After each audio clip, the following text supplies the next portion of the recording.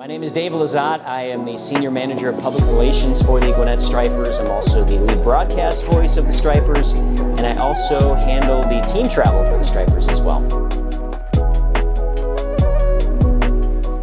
Where are you from originally? I'm originally from the Milwaukee, Wisconsin area. I was born in a city called West Allis, Wisconsin, but I grew up in a city called Oak Creek, Wisconsin, so kind of the general Milwaukee area.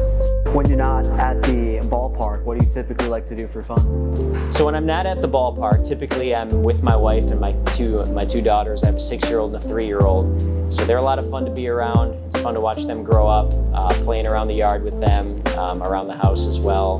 We'll go on some trips in the off season, get back up to Wisconsin once a year. So my hometown of Oak Creek, Wisconsin is special to me, I think, because of, it's the place that I first got an opportunity to broadcast.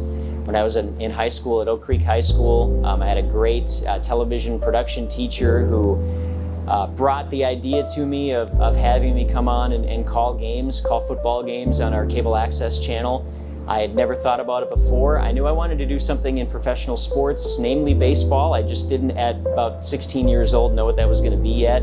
So the opportunity to get on the air there on cable access doing Oak Creek Knights football, that launched my broadcast career. And so really, just the fact that I was able to do that in my hometown, I think, is what makes it special for me. So you just touched on how you kind of got started in your field. What got you interested in baseball and sports in general?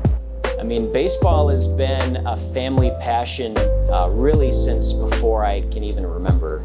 My father he grew up going to Milwaukee Brewers games all throughout his childhood. He was there for the first game in team history in 1970. He and his family my grandparents, they lived in walking distance to Milwaukee County Stadium, so he would go to every game every year for 10 years solid. And so once I was born, he started to bring me along as well. So we would go to not every single game, but probably 40, 50 Brewers games a year. And we did that throughout the mid to late 90s. And then finally we were there so much, he got employed by the Brewers as their luxury suites chef when they moved over to Miller Park. And then the year after that, he got me a job on the grounds crew for the Brewers as well. Is there any one person that's encouraged you to succeed?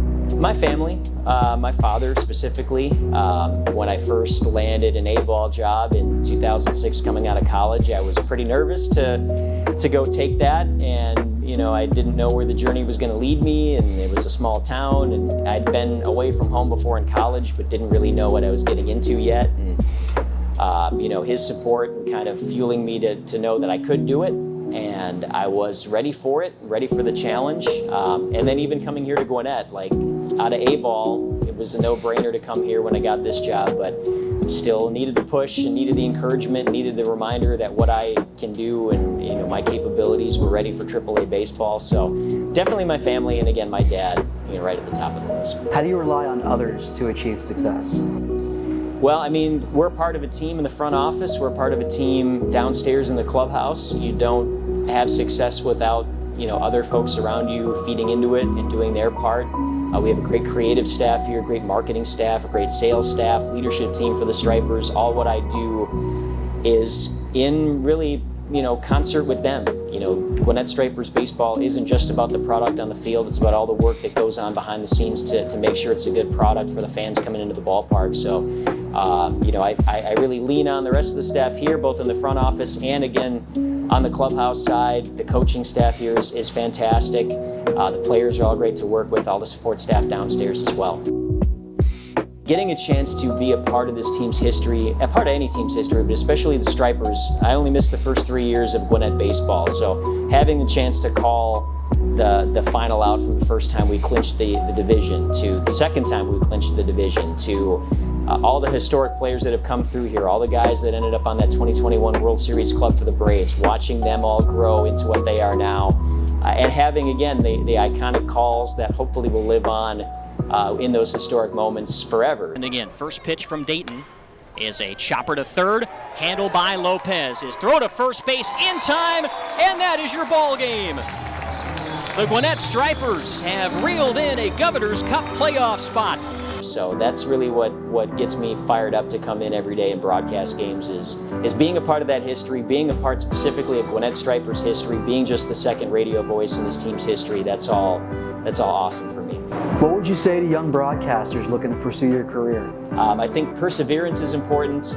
Not shying away from a challenge, because it will get challenging. Again, you will have to make sacrifices both in time and in friendships and family and all that stuff, but it's worth it if you just keep at it and again try to follow your own path, try to carve your own way through. Dave, last thing I have, what makes Georgia home to you?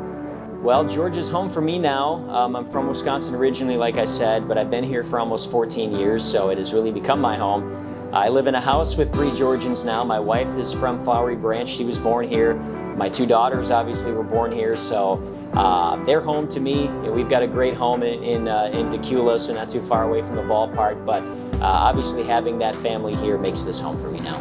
Fans go guys to their field. Same up here in the press box. Fairway strike away from save number 5, and the Strikers win. Sets third base side for rubber. 3-2 pitch. Line drive, shallow right field. Here comes Connor Cable.